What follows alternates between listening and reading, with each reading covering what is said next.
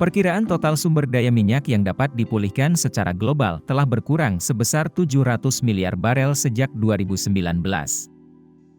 Penurunan ini disebabkan oleh turunnya eksplorasi migas, terutama karena meningkatnya kekhawatiran investor terhadap perkembangan elektrifikasi kendaraan. Recoverable oil adalah bagian dari total sumber daya yang bisa diekstraksi secara komersial melalui proyek pemulihan yang layak secara teknis. Menurut laporan terbaru dari Rystad Energy, meskipun sumber daya minyak menurun, elektrifikasi kendaraan tetap diperlukan. Cadangan minyak dunia yang tersisa diprediksi tidak akan cukup untuk memenuhi permintaan masa depan.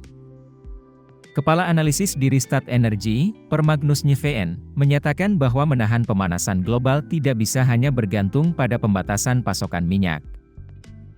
Sebaliknya, elektrifikasi transportasi harus berjalan cepat untuk menjaga kenaikan suhu global di bawah 2 derajat Celcius.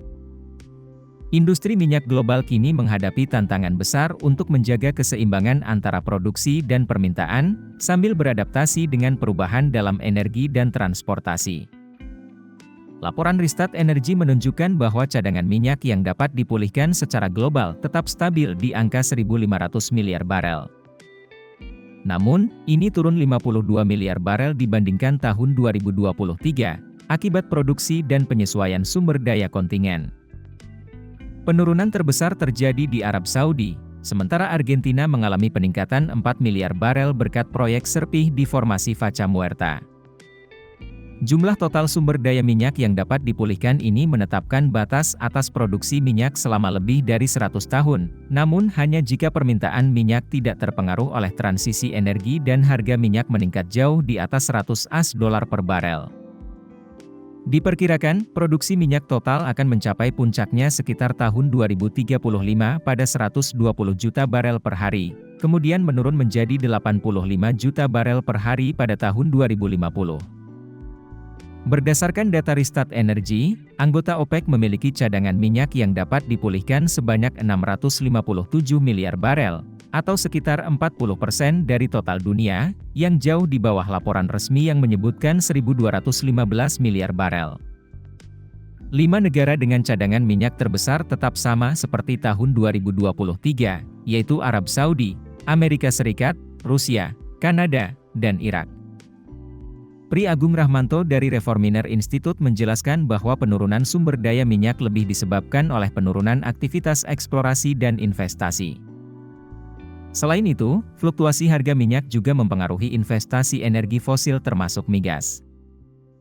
Meskipun energi fosil masih akan memainkan peran penting dalam bauran energi global, permintaan minyak saat ini mencapai 102,104 juta barel per hari, lebih tinggi dari periode sebelum COVID-19. Di Indonesia, eksplorasi migas menghadapi tantangan dengan menurunnya daya tarik investasi.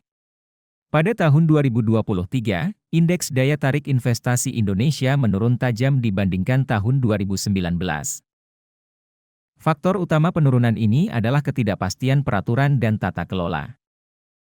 Beberapa perusahaan migas besar di Indonesia, seperti PT Medco Energi Internasional Tbk, MEDC, mulai beralih ke energi baru terbarukan. MEDC mengembangkan proyek pembangkit hijau seperti pembangkit listrik tenaga Bayu di Sumbawa Barat dan pembangkit listrik tenaga surya di Pulau Bulan.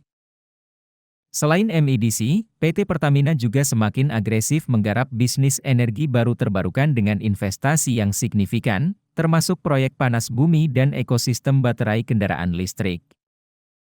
Meski biaya awal investasi energi hijau tinggi, dalam jangka panjang biaya operasionalnya lebih efisien. Ini menjadikan energi hijau sebagai pilihan yang berkelanjutan di masa depan.